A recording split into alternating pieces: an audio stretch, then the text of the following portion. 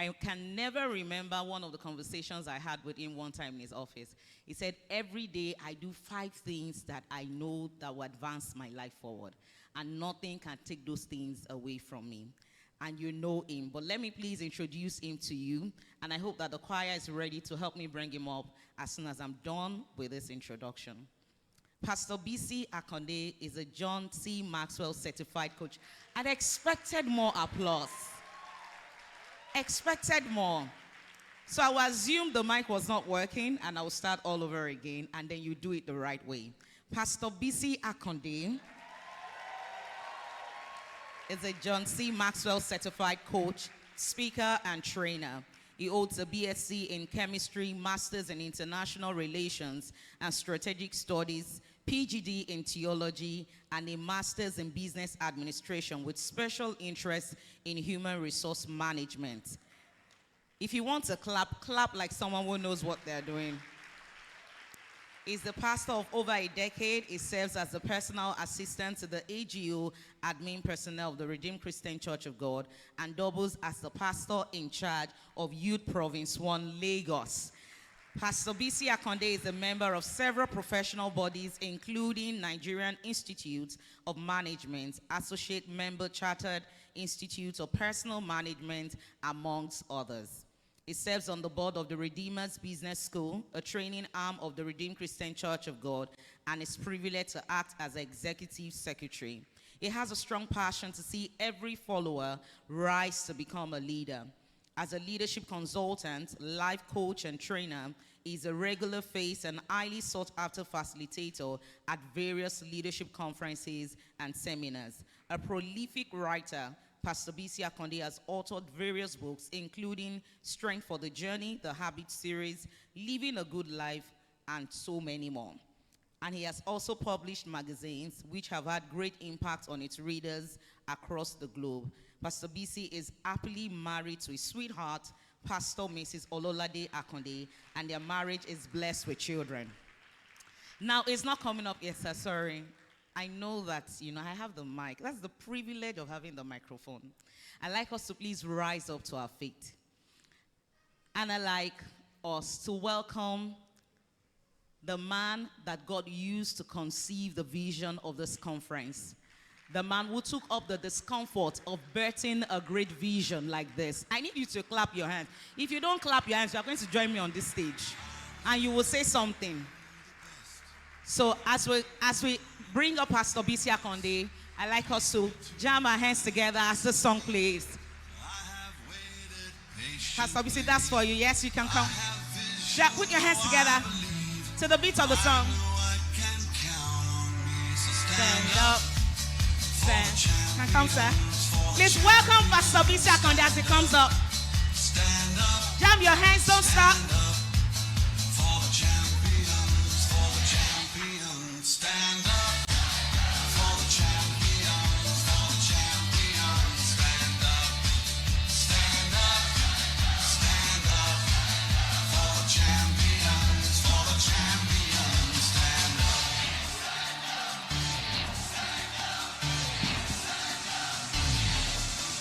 Here we go, it's getting close. Now it's just who wants it most. It's just life, that's how it is. I see that I'm the only one who is moving my body. Oh, I have vision, can't you see? I'm on the move, make way for me. Stand up for the champions, for the champions. Stand up, stand up, stand up for the champions, for the champions. Stand up for the champions, for the champions. Stand up. Okay, let's put our hands together. But I know that you know that the champion you are standing for is not me. There are only 2 champions in this room right now that you are standing for. The first one is God. So let's celebrate him because he's here. Let's celebrate him. Let's celebrate him. And the second champion that we are standing for is you. So let's celebrate you. Come on. Now, if you can't celebrate you, I'm sorry I can't celebrate you.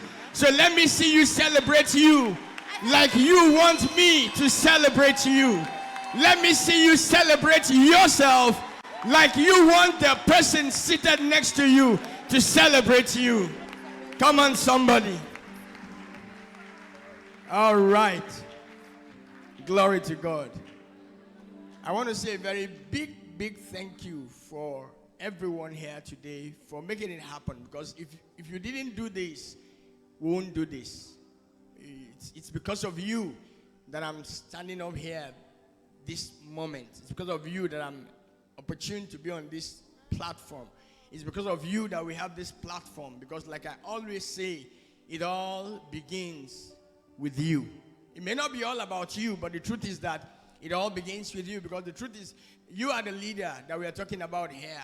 Now, I know many times when people hear leadership, they are looking for somebody who has a position. But the truth of the matter is that the person with the position is not who we are talking about, because a position only gives you a platform to lead. It doesn't make you a leader. If you have a position, that's all that you have gotten. That's all you have. If you have a title, there's no entitlement. If you have a position, it only gives you a platform to lead. It doesn't make you a leader. What makes you a leader is the fact that you were born by God to be a leader, and then you allow yourself to express the leadership capacity that is on your inside. So help me look at somebody, maybe look at 5 people if you can, and tell them there is leadership capacity on your inside. And whenever I talk about a leader, I'm actually talking about you. So go around 5 people and tell them you have leadership capacity on your inside. Whenever I'm talking about a leader, I'm talking about you. Whenever I talk about leadership, I'm talking about you. You're not too old. You're not too young. You're just the right person that I'm talking about. Once again, celebrate yourself. Thank you very much. Please be seated if you can. So I see you can. That's great. Now there's a song that I wanted us to play. They gave me this one. So I don't know if that song is ready. Is it ready? Are you sure? It's not ready. Not the second one, the last year's own. It's not. Okay. Okay. Odiaka, I don't know what happened, but whatever happened, go solve it. I'm talking about Oniye now, not the other. Whatever happened, go solve it. Now, there's a song that came out last year. It's the advanced song. Some of us have heard it before. I thought we were going to play it again. It's titled Change Your World. But this morning, by the grace of the Almighty God, I was challenged sometime in March to begin to write songs on leadership. And I wrote one. Then I wrote another one. The first one I wrote is titled Inspire Me. You inspire me. That's not ready yet. Somebody is holding me in bondage. But he will release me in Jesus' name. Amen. He's here. He's hearing me, so he knows. And I'm not looking in his direction. But I'm privileged that one of the songs, the next one, is titled My Leader. That song, you will hear it today. Because it's ready. And it's out. Whatever you do, it's just, whatever I do is just to, I get inspired and I try to inspire others. So I'm built on writing songs on leadership. Because you see, life is about how we lead. Everyone in this life deserves to be led well. In fact, you would want to ask, why the team? Why live well and lead well? But if you've heard me speak at any point in time, you know one of the things that I always would say is that it begins with you. It begins with you. It begins with you. Leadership is not about somebody else. It begins with you. It will involve other persons. It will involve other people. It will involve some other people. Because the truth is that if you are just going on your own and nobody is following you, you are not a leader. You are taking a walk. But it begins with you. So when we say leader, it's you first. We start with you. We take it from you. So the truth is, if you can't live well, how then will you be able to lead well? So that's why we do this. And anytime I do this, I just think about the people that are around me. If you allow me, I'll just say a word of prayer and then we move on. Heavenly Father, we thank you and give you all the glory. We ask, Lord, that you will speak the way you want to speak and do that which you want to do. Everyone who has invested their time, especially in being here today, let them take something of value away from this conference. I'm going to just set the stage for other speakers. And I ask, Lord, as we look at living well, look at leading well, and the other things we are going to look at from all the various speakers we have, that every one of us will go fully loaded to express the leadership that we carry on our inside. In the name of Jesus. Okay. So I'm going to be talking to us on living the life you want. Living the life you want. And I'm going to start by inviting someone to do something for us. I want to give her a public gift because today happens to be her birthday and she's in the house. So I'm giving her a gift. Sometime last year, I traveled for my regular conference to get myself grown in Orlando, and I got a book. And I know you want to read the book, but only one person can read the book for all of us. The title of the book is The Greatest Story Ever Told. Now, I don't know if you want to hear the greatest story ever told. And I don't want you to begin to think in your mind what the greatest story ever told is. Because I know that if you use your church mind, you are probably going to be thinking of something that I'm not thinking about. And possibly you might not be sure what's in the book. Has anybody met this book before? Have you encountered this book before? The greatest story ever written. Maybe you have not encountered the book before, but this morning I give you the privilege to encounter the book. So I want to call Olubimi Odiaka to come and read this book for us. She will just read. You can see that it's a big book. She can't read everything, but she'll just read chapter 1 and we'll be fine. Please put your hands together for her. Please, can you come up? Now today is her birthday, so I'm going to give you this gift. But first of all, read it for us. Thank you. I'll hold the mic for you, no problem. Just read chapter 1. Forget the introduction, forget every other thing. Just read chapter 1.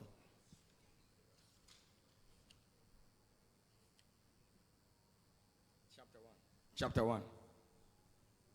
Chapter 1. Okay, maybe jump to chapter 2. There's nothing written there. It's blank. Blank? Yes, sir. Are you sure? I'm very Okay, sure. show them. So the greatest story ever told is a book that has lines. But this book has nothing on the inside of it. So why would I give a book to somebody and it's titled The Greatest Story Ever Told and it doesn't even have an author and the book is, according to what you said, empty? It's empty because the greatest story ever told is your story. Amen. So I'm giving you this book as a gift on your birthday so that you can fill it with the story that you want the world to read about you. And it goes the same for every one of you who is here. Because the truth is that we all love stories. God bless you. Thank you. We all love stories. Stories inspire us. When you hear a good story, you remember it. Over the ages, over time, you would realize that one of the ways we have passed information from one generation to another generation is by telling stories. Somebody tells a story to his child, the child grows up. You may be seated, thank you, if you want to. A child grows up and tells the story to the child, and it goes from one generation to the other. We are telling stories. The stories inspire us. Stories move us to want to do some of the things that we thought we couldn't do. When you hear the story that is strong, when you hear the story of somebody that is heavy, and you are saying to yourself, it looks like I can do that, because stories have a way of inspiring us. So you have the opportunity and the privilege that life is giving you to live the life you want. And the life you want is the story that you live. See, life is a choice. You either live it or leave it. Let me take it again so that I'll be slow a little bit. Life is a choice. You either live it or leave it. I've often said that some people live and they leave a legacy. Some people live and they leave a vacancy. Which one are you? You can live and leave a legacy, but you can live and also leave a vacancy. Which one? Life is a choice. You either live it or you leave it. The greatest story ever told is your story. a story that inspires you, a story that works on your emotion, that gets you emotional, a story that is just about you. Now, I have this thing that I wrote here. Wishing does not change anything. Hoping does not lead to improvement. Dreams don't fulfill themselves. Vision is not enough to create transformation. To live well, you need to make the shift from wanting to doing. Wishing does not change anything. In fact, we have heard it before that if wishes were horses, what will happen to beggars? Beggars would ride. But are you a beggar? I'm sure you are not. Hoping does not lead to improvement. So many times you hear you and I, we say things like, it is well. And I agree. But you know what? It's well is not a strategy. And it's not a plan. Dreams are very great. And many of us have great dreams. And I know you have some great dreams. We have great dreams that we carried from when we were young, dreams that have been on our inside. Some of us still have those dreams. I had a dream some years back, and the dreams I have is what actually birthed what we have here today. I remember the first time that we did the Advanced Leadership Conference, the very first year, somewhere in Yaba. One of my friends of years before just looked at me and said, "Oh, you've been talking about this. Finally, you did it." Because it has been a dream. However, dreams don't ever fulfill themselves. So it's good to have dreams, but that's not enough. What about visions? And we talk about visions a lot. I'm sure today somebody is definitely going to talk about vision. But you see, the other day I was talking to some people and I said to them, you know, a lot of people, they watch television more than they watch their vision. They watch television more than they watch their vision. Vision is good. It's good to have a vision. Write it down. Why? The vision is for an appointed time. But the truth is that many people have visions, but the vision has become for a disappointed time because it never happened. Visions are not enough to bring transformation. So I want to change things. I want to change lives. It's not enough to change any life. It will not change any life. Wanting is not what you need. Doing is what you actually need. And that is living a life of intentionality. Now look at this. The road to hell is paved with good intentions. I wonder why Samuel Johnson will write something like this, saying that the road to hell is paved with good intentions. I thought that the road to hell should be paved with bad intentions. I thought that the only road that leads to heaven should be the road that has good intentions. In other words, we have good intentions, and many of us have good things in our heart. There are things that are bubbling in our heart, things we want to do, things we want to achieve. We have a lot of want to. I want to do this, I want to achieve this. So many things that you want to do. But the truth is, you've got to leave the place of wanting to do and get to the place of doing. It's called intentionality.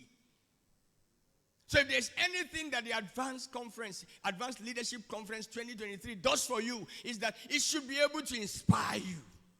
It should be able to move you from the place of I want to the place of I did. It should move you from wanting and move you to the place where you can say, oh yeah, I got this done. I mean, I have two of my friends in the house. One of them is from Zambia. He's seated here. And then one of them came all the way from Delta State. He's a pastor in charge of the province in the Redeemed Christian. And came all the way from just with here. While we were talking with one of them, so that they know. So while we were talking, and he said, this is great. Somebody should do this somewhere. And I said, well, that's why you are here, so that you can do it. I just put the challenge immediately to him and say, yeah, this is it. Because I understand that many times we get to do a lot of things that every other person is doing, but we have not allowed the reality of our expression to come out. I'm different. You are different. And the reason why you are different is so that you can do something that makes a difference. Did you hear what I just said? That's what makes you different. In life, many times, we want to celebrate our similarities. So when a child is born, the first thing everybody is looking at is, who does he look like? And sometimes they'll tell you he looks like his father. He looks like his mother. And this is a child, just a child. How do you really know that this child looks like this or look? He really doesn't look like them, because sometimes you think they look like them. He might have one or two features like them, but he doesn't look like them. I remember my young son, he's 21, I think, going to 22 now. When he was smaller, he was exactly like me. Everybody thought he was going to turn out like me. Today, we are begging him to stop eating because he's bigger than me, chest-wise, back-wise, side-wise, everywhere. You can't even believe that he came from me. Bigger than me by every standard. He can't wear my... In fact, one of his biggest regrets, I think, is that he can't wear my shoe. He regrets it because anytime... I mean, I don't have too many shoes, but when I have one, you know it's a shoe. I'm not... and don't look at my leg now. Come on, look at my face. We're talking here. Stop looking at my leg. Look at my face. Okay. But we have many intentions. But good intentions will not take us anywhere. We need to live a life of intentionality. We need to live that life. I think it was Paul who was saying, and I like Paul. I like Paul because here's a story, a great story. Paul is a man in the Bible who started on a bad note. Sometimes life can start on a bad note. Normally they say that when life gives you lemons, what do you do with it? He said make lemon. But can I change it a little bit? When life gives you lemons and you didn't order for lemons, can you place another order? Or maybe they got the order wrong. Maybe they didn't know that you were asking for what you are asking for and they gave you lemon. So don't play the cards that you are dealt. Can you ask for the cards that you want? There are too many people who are accepting their life instead of living their life. There are too many people out there who have accepted whatever comes to them rather than lead the life that they really want. But Paul was not like that. He started out bad, but a day came when he had an encounter. And I hope that the Advanced Leadership Conference 2023 will be an encounter for someone here. He had an encounter, and that day he began to live the life he wanted. So he said something that is very, very profound. He was talking to his son Timothy in 2 Timothy, I think it's in chapter 4 and verse 7. He said, I have finished my course. I have fought a good fight. And I like the announcement he made there. He said, I've not just fought a good fight. I haven't just finished my course. He said, I've kept the faith. But I didn't just keep the faith. But you know what? And now I'm waiting for my reward. Every man's life will carry a reward at the end. But what reward are you going to be waiting for? Because the truth is that there's going to be a report card at the end of life for everyone. Sometimes you might not even wait till the end of life. You will see your report card playing out for you the moment you start living your life. Paul said, now can I begin to live? I need to tell you my story. This is my story. And I think Jesus didn't tell his story, but there was a story about him, or a conclusion of a story in the book of Mark, chapter 7 and verse 37. He said he has done all things well. I love that passage. I always crave to read it. He has done all things well. When you say somebody has done all things well, it's not because he lived by accident. It's because he lived by design. So what am I trying to do this morning? I'm trying to inspire you to live your life by design. When you get a system, it comes with a default system. It's default. But you can now reprogram it. You can change the settings. You can now make it do the things that you want it to do.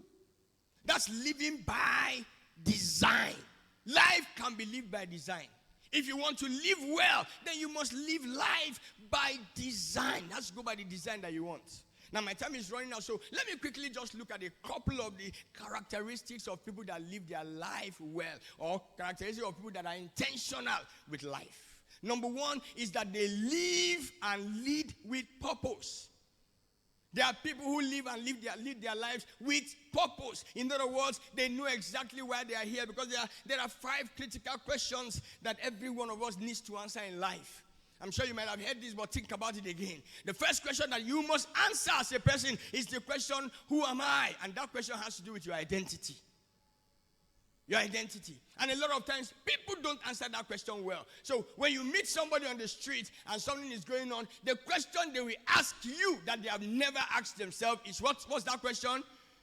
Do you know who I am? When you have a beef with somebody, and then do you know who I am? And they say it angrily. Have you ever stopped to ask them, sorry, no, I don't know who you are. Who are you? Because sometimes it might be good to just, okay, well, I don't know, but who are you? The truth is that they themselves don't know. Because when you ask them, they will tell you a lot of things. My name is so and so, but your name is not who you are. That's what the label that somebody placed on you. Your identity. The second question is, where am I from? Your origin. And this is very important because origin determines your originality. That's your source. I was sharing with somebody else, they say your source is what determines your resource. If you don't know your source, you don't get your resource. So many times we are stranded simply because we don't know our source. Where is your source? Now, what do I have? Talks about your potential. What do I have? What's available to me? Then, what can I do? Your abilities. The critical one that ties everything together is, why am I here? Help me ask your neighbor, why are you here? Now, I'm not just talking about the Advanced Leadership Conference, because that's also a good question to answer. Why are you here? Here to meet some friends? Here to sing a song? Here to plan the event? Here to put things together? Why are you here? There must be a reason or a purpose. If you leave this place and that purpose is not meant, then coming here was just a waste. Purpose is critical because that is what gives life meaning. Where there is no purpose, life has no meaning. I need to say that again. Where there is no purpose, life has no meaning. And in my journey of life, I've come to discover that many people never really find their purpose. That's why they take on other things. Can you imagine what Jesus Christ did? They called him one day and they wanted to seize him to be king. He ran away. He said, no, I'm not going to be king. Because that's not my purpose. For this cause, what's your cause? David asked a question, is there not a cause? You think I just came here, I'm facing Goliath for no reason? No, I have a reason. And if I don't have a reason, that's why I will not rise. So no reason, no rising. What's the reason? What's the cause? What's the purpose? Purpose is not about size, it's about significance. It can be big, but if it is not significant, it's a waste of time. It's a waste of whatever it is you are doing. Purpose is not about size, it's about significance. It doesn't have to be big, but it has to be impactful. Can you help me talk to somebody and tell him you need to do something impactful? Oh, I heard something in June and I just love it. Can you give God the space to do something big with your life? But you know what? If you can't give God space to do something big with your life, can you even give God space to do something small with your life? I love big dreams. Big dreams are great. But you know what? Don't allow big dreams stop you from dreaming small dreams, because small dreams always grow. That's why I don't talk too much about perfection. Practice makes perfection. No. Practice makes improvement. So purpose. Now I have something that I would like to ask. The question is, what is your why? You need to take note of that if you are writing. What is your why? What's my why? Take note of it. What's my why? Why do you exist? Why are you here? Why were you born in the country where you are born? What's your why? Purpose inspires and keeps you focused. And this is what I have. I have what I call my litmus test. I heard somebody share this, and I wrote it down as litmus test for purpose. How do I know that I've hit my purpose? Number one, it must be something you love doing. Something you love doing.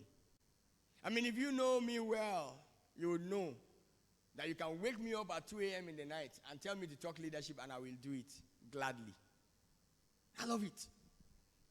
If you don't love what you are doing, quit.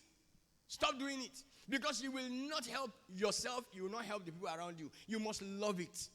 The second litmus test is that you must be good at it. You must know how to do it. It must be something that you can do easily, something that you have competence to do. I often tell people, if you're a leader and you step into a place where you're not competent, please don't follow. Don't lead, follow. One of the greatest damaging things that I think that we do to ourselves and to our society is that you see people who, because they think that they are the ones who are ahead, they must be ahead in everything. There are certain things that I'm not good at. There are things that you are better than me at. It doesn't matter where you come from. If the last born of your family can save you from starvation, let him lead. When he's saving you, then you can become the father. What's the point of being the father when you cannot give anybody a feather? You are claiming fatherhood. I'm the father. You are the father, but sir, you can't help us here. Can you just calm down and let the one who can help us help us? When they finish helping us, then you can become the father. There are stuff we can't do. Is this something you are good at? Number 3, is this something that people need? Is it making any sense to us? Is this something that people need? Because if you do something and people don't need it, it's a waste of your time and their time. They can even clap for you, but that's it. But let me put the last one there because this is important. It's important because, I'm a full-time pastor So this is very important. It has to be something that people are willing to pay for. Because if all your life you do things that nobody is willing to pay for, you will end up broke and complain that God didn't take care of you. It will not be God's fault. They might not be able to pay for it, but are they willing to pay? Which means that is it something that meets their need, impacts them so much that they are willing to put a price on it? Very important. That's my 4 litmus tests for agreeing that this is my purpose. So the first thing I said is that they live on purpose. And I discovered that there is one man that I'd like to show you his picture who actually epitomizes what I'm talking about. One of the things I did was to put a picture to what I'm talking about. And that man, I hope that the media can help me. That's a man who lives on purpose. Every part of his life is lived on purpose. Everything he does is on purpose. You can't find him doing anything that does not line up with his purpose. If you ask him to come for a leadership conference, he will save souls. You might have a problem doing that, but that's him. That's his purpose, and he has found it, and he's not making any mistake about it. Everything. No wonder he can live long. No wonder he can not only live long, he can live well. I hope that grace will come on you too. Number 2, they live out their priorities. My time is running out, so let me try and make it as fast as I can. They live out their priorities. A life that matters is based on what matters most. They live out their priorities. They are not living their life by accident. They are not reactive. And you see, one of the challenges that you and I have in life is that we are too reactive. Things happen and then we react. Things happen, we react. Somebody did this, we react. But we never really ask ourselves, how can I stop living a reactive life? Especially if you are not a reactor. Allow me. My science head is coming into play. You've got to have your priorities. What matters most to you? Help me ask your neighbor, what really matters to you? Please help me ask your neighbor. Help me. Maybe he didn't hear me, so ask him. What really matters to you? See, because you need to know what really matters to you. You need to know what is your main thing. What is the one thing that is important? I spoke about Paul. Paul said, I forget every other thing, but this is the one thing that I focus on. This is what matters to me. Because you see, the heart of the matter is a matter of the heart. If you know what really matters, if you allow the thing that is in your heart to be the thing that holds you, you will have a very easy life. It helps you. It guards your life. It helps, keeps you, because you know your priorities. You know what exactly you want to do. You're not living a reactive life. Because, you see, proactive people will always prepare. Reactive people will always repair. Let me talk to the church. For those of us who are pastors, let me just say that. You see, what I notice is that most of the time, the unfortunate thing is that we live in a world where the church will always want to repair. They don't prepare. So we are always busy solving problems for people rather than getting them set to become solution providers. Why do we do advanced leadership conference? So that we can prepare people for what's coming. Because whether you like it or not, things will come. But when you are prepared, then you can attack the thing that is coming. Many times we are so reactive. So anytime there's a problem, we jump to somebody, they solve the problem for us. And that's why we have to keep coming back to that place. Pastors, forgive me, but I know that we like it. We like them always coming back to us. Always come. Because it's normal for humans, you know. We are humans. And every human being wants to always be on top of everybody. Sometimes some people will even keep you in church. As long as you are with them, so long as you are the way you are, stay that way. But my preference is, and I always make it out, if you stay with me for 6 months and your life does not change, I'm not the right fit for you. Go where your life can change. We still get our connections. It doesn't change anything. That's me. It doesn't have to be you, but that's me. But that's the way I work. Proactive people will always plan ahead. Reactive people will always live in the moment. Proactive people, they will anticipate problems because problems are a part of life and they find out how they can solve it. Reactive people, they will always react when the problem comes. Proactive people will seize the moment. Reactive people will wait for the right moment. Number 3. Okay, I have a picture for somebody that I believe lives out priority. I learned something from him. Yeah, that's John C. Maxwell. John Maxwell will tell you that there are 5 things I do every day. I adopted that strategy. So I don't do New Year resolution. I find 5 things that I do every day. 5 things that change my life. Now I call it 5 for 5. 5 things that I do in the 5 critical areas of my life. I wish I could show you. But I had to sit down 2 years ago and I crafted that. 5 things that I do every day. There are 5 things that I must do every day. And then I will know that my life is complete. Number 1, every day I pray. Every day. And when I say every day, I mean every day, including holidays. I pray. Every day I read. It's important. Every day I have to read something. I have to read a book. Every day I write. Every day I think. Every day I add value to somebody. Once I do those 5 things, my day is made. Your priorities. I learned that from him. Number 3, they are guided by their principles. Now you need to forgive me because I'm talking about being guided by principles, but I can't close this here. My time's up, but I'm begging for 10 minutes. Is that okay? Is that okay? Talk to me, somebody. Okay, I can drop it here now. Is it okay to ask for 10 minutes? Okay, so guys, they've given me 10 minutes. They live or they are guided by principles. Now, somebody said, if you have no principles, you will suffer ridicules. Principles. Now, because of time, let me just... You see, one of the things that principle does is that principles will guide your life. When a man has principles, he doesn't have to think too much about what to do. Sometimes people come to me and say, what do I do in this situation? I just ask them, what are your values? What are your principles? You should know by the principles that you have, the jobs you can't take. Nobody needs to pray about that for you. You can't take this one.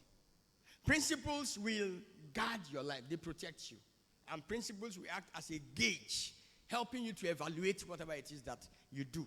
They live by their principles. For everyone who is a believer, the word of God is simply principles. That's all.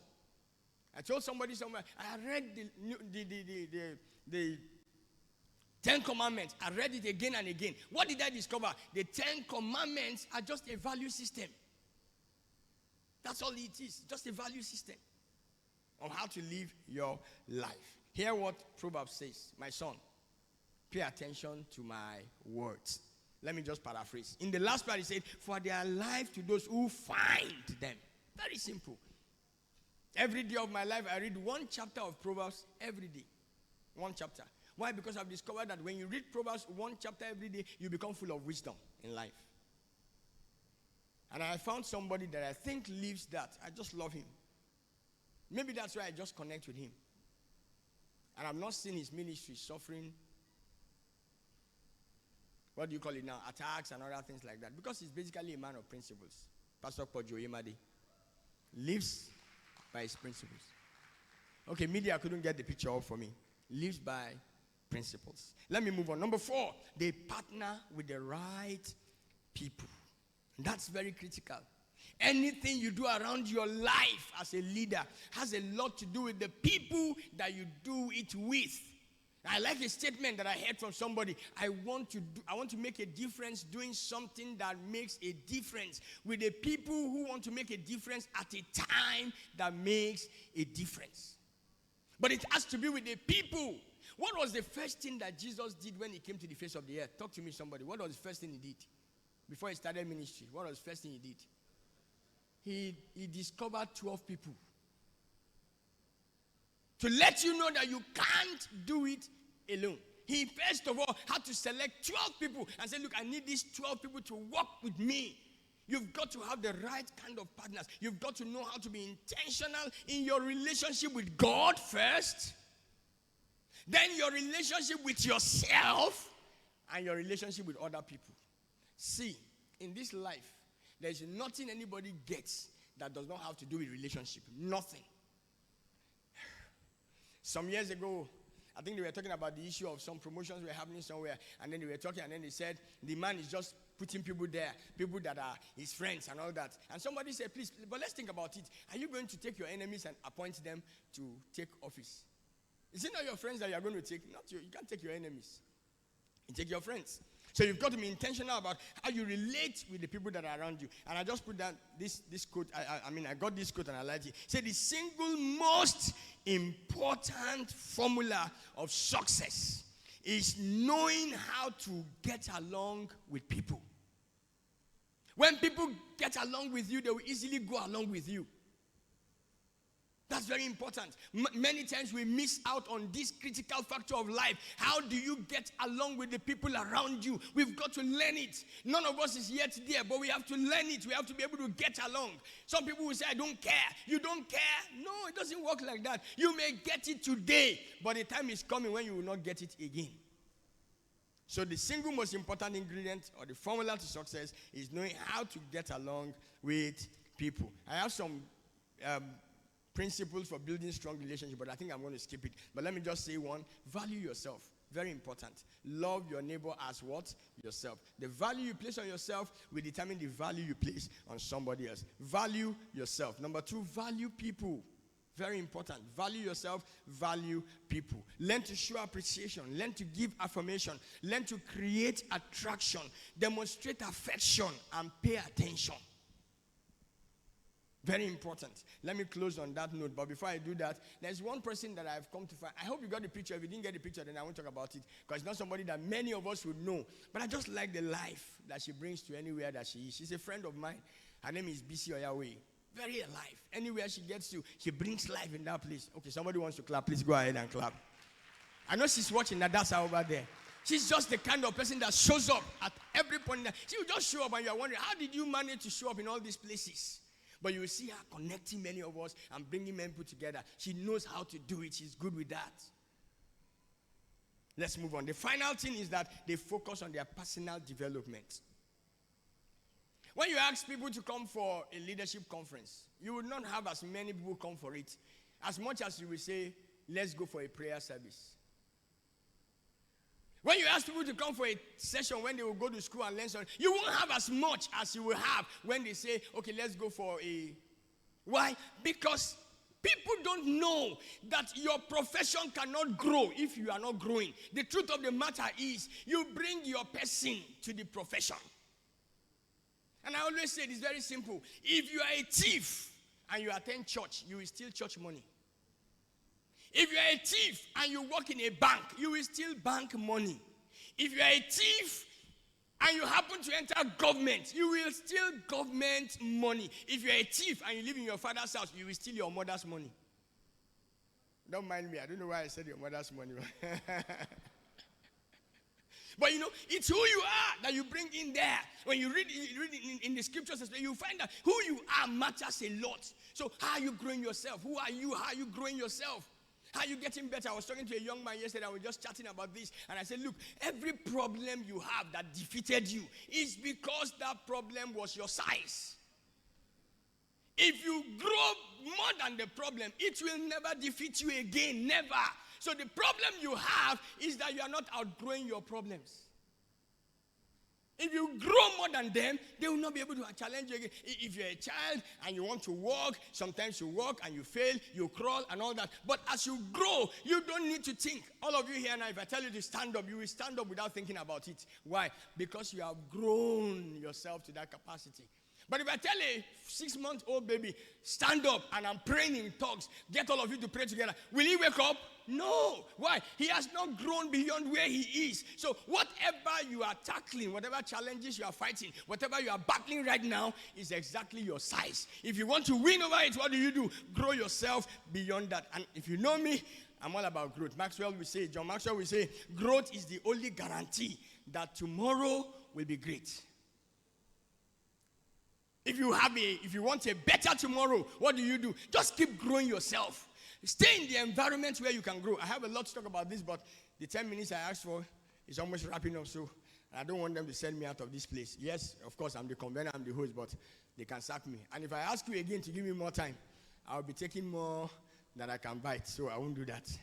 The future always gets better when you get better. The future. And I think I have a picture for that one that I want to show you. Because I think that's important. Actually, I had 2 pictures, but I don't know whether they got it. My time is running out. So if you have the picture, can you put up the picture of somebody that I think I've noticed who epitomizes growth in his life. And then somebody else that I think epitomizes growth in her life in the relationship that she has had with. Okay, let me jump because they're not getting it. But I've talked about 5 things. Number 1, I said purpose. That's who you are. Priority. That's how you stay the course. Planning. Priority is how you make sure you live out what you want. Principle is how you live out what you want to live out. And then people is how you pass it on. Personal development is how you reach what you have planned. I have a couple of questions I want to ask you in a couple of minutes. The first question is, what is the one thing that you've always wanted to do that you haven't done before, that you have not done yet? One good question. What is that one thing that you have always wanted to do that you haven't done yet? Maybe you want to write it down. I have a second question to that. Why do you want to do it? Why do you really, really want to do that one thing? What is the reason behind your wanting to do that one thing? My third question, what has held you back from doing that thing? What held you back? What stopped you? Why are you stuck? What is it that kept you back? Number 4, what is your best next step for a great start? Your best next step for a great start. And the 5th question is, when are you going to take that step? Put a date to it. And I see you getting to the place that you have. Remember, I started by saying you need to live well if you are going to lead well. Thank you very much. I hope that I've been able to convince you that you need to live well so that you can lead well. God bless you. Thank you. Please celebrate.